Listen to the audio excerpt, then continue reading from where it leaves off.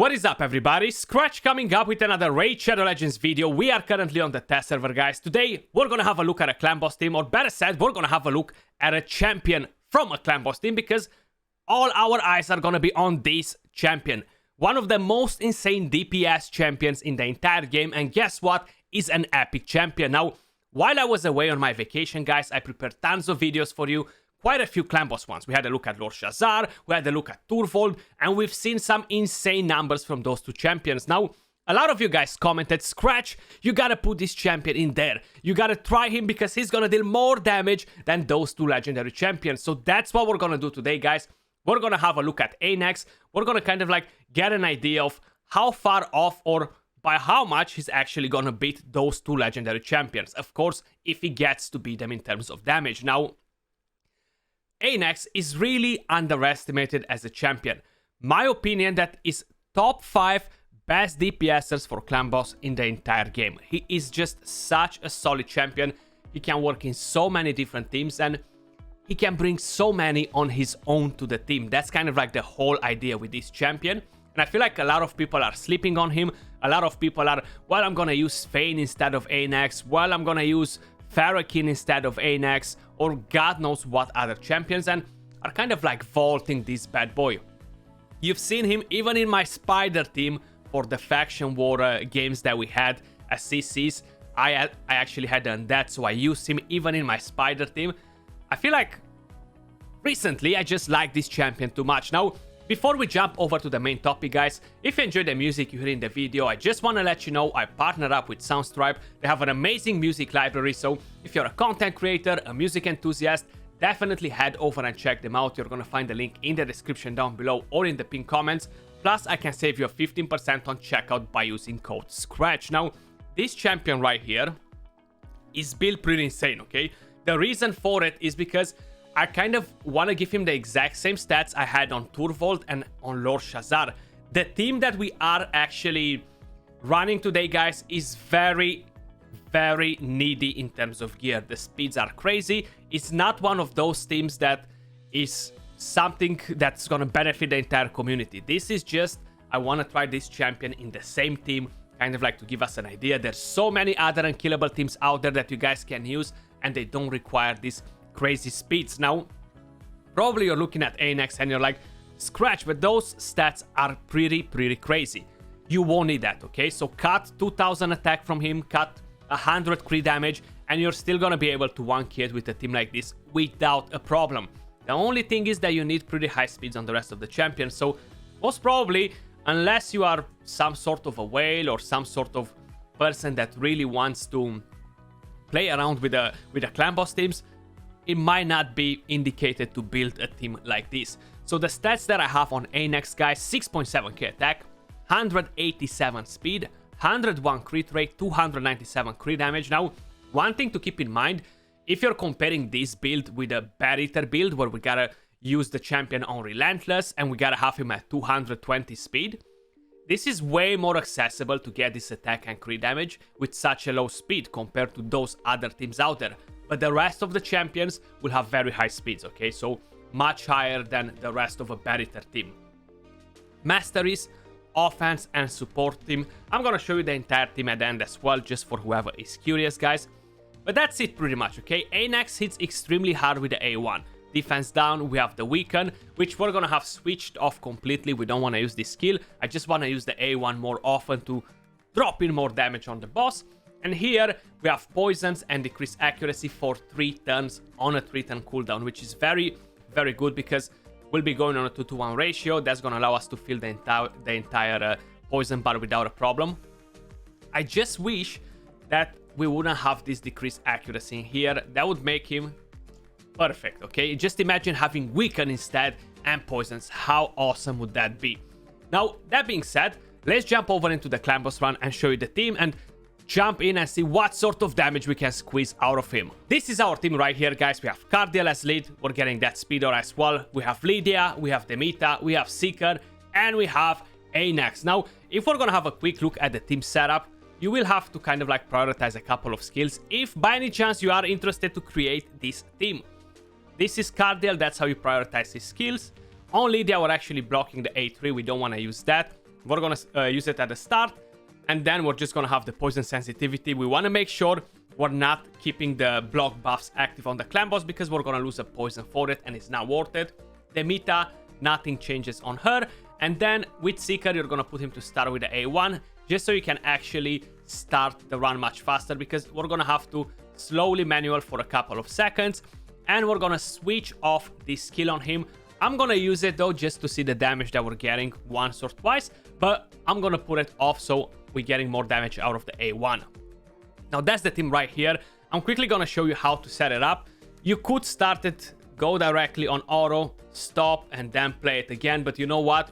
We're gonna go directly on manual. We're gonna do the first turn, and then we're gonna move over to the rest. So here we're gonna start with Lydia with the A2, get the defense down, get the weaken, the increased speed. We're gonna use the A1. We're gonna use the A1 again. We're gonna use the A1 again. And here we're gonna go with this. Let's land the poisons, right? So the more poisons we have, the faster, the better, the more damage we're gonna get. I'm gonna use the A3. Poison sensitivity on. We don't have to worry about that skill ever again. We want to drop that block buffs down. Here with the Meta, we're actually gonna use this. So we're gonna increase the duration of all buffs. With him, we're actually gonna use the A3 instead. So we're gonna go in like that. And from here, I can actually click on a full auto. But I wanna use the A3 on A-Next first, just to give us an idea to see what damage we're getting out of it. So if we're gonna go right here, attacks one enemy, let's see. 278k hit.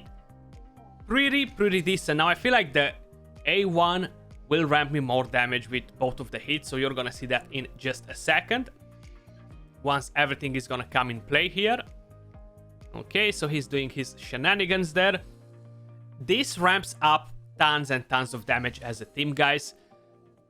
I don't think was necessary to use a toxic set whatsoever, because A-Next is more than capable to fill up the poison bar by himself and keep it on maximum. How I mentioned, having that decreased accuracy is a bit of a rip-off there, but not much that we can actually do about it.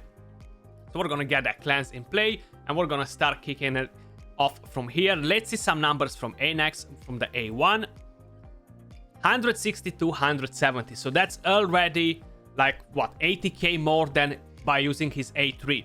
So overall, you want to stop the A3 if you already have a champion that drops weaken in the team, because it's going to benefit you more. Now, if we're thinking about Lord Shazar, if we're thinking about Turvold, right? Both of those champions in this team, they weren't doing nothing. They weren't bringing poisons. We were using toxic sets just to get more damage out of the team. But the whole idea is, they used to have skills that, like Turvold, the A3, bang, 500,000 damage. Lord Shazar with the A1, bang, 600k damage, you know?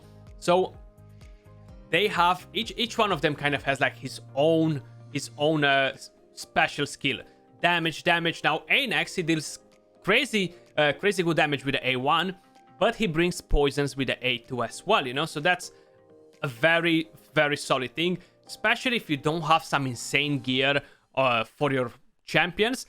The clan boss team that you're building might rely a bit more on poison. So having A-Next in that team is actually huge, because he's such a powerful champion. So let's see again a couple of hits. Then we're gonna fast forward towards the end. I'm gonna leave you the entire run just so you guys can see if you wanna pay attention to the numbers, the damage that he's doing. But we had 170k there, we had 190k. So it's a pretty good damage.